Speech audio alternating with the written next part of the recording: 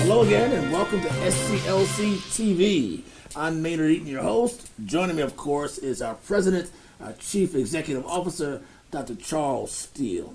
Dr. Steele, as you well know, dominating the news of late and resonating in the news of late, it's a controversy stemming from the Stoneman Douglas High School, Parkland, Florida shootings where 17 people were killed, and the corresponding political reaction to the NRA.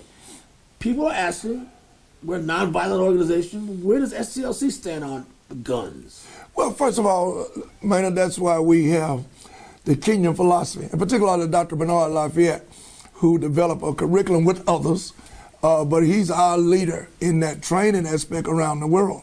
We always said we need the Kenyan philosophy or the Kenyan piece of nonviolence in public schools and all schools, and particularly the public schools and private schools, churches, even churches, because people getting killed in churches as well. Every public facility of institution. That's what the problem is. That's my stance. And we need to go to the educators and the leaders of the boards of education and as well as higher education, institution or religious foundations. That's the problem. We need to have training and teaching. You always have continuing education.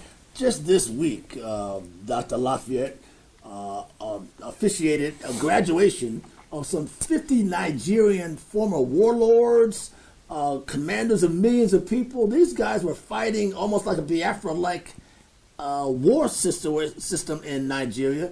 Now they are graduates of this Kenyan nonviolence program, and they say it's changed their lives. Does that really work? It does. Dr. Lafayette was there in Nigeria less than a year ago, and by him taking his team in, training with Charles Alpin and all, they actually curtailed some of the violence. Could have turned into a civil war. And they actually curtailed it because they went in and they trained some of the leaders that was contemplating on violence. Very briefly, let's go back to guns. You're a former elected official from Alabama. Alabama's an NRA kind of supportive state. You own guns? You like guns? I don't own a gun. I never had a gun. Were you politically pressured to support those things when you I was never pressured because people know, first of all, I'm SCLC. Right. Dr. King was killed and shot and destroyed because of violence, and particularly guns.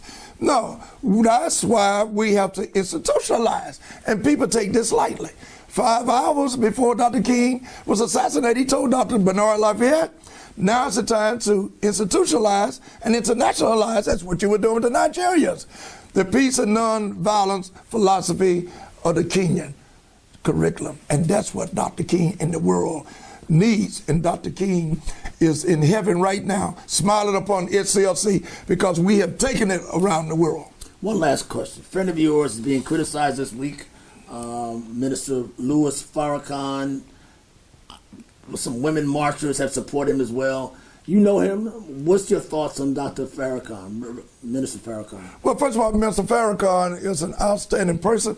I had several publications call me in the last 48 hours, asking me my opinion.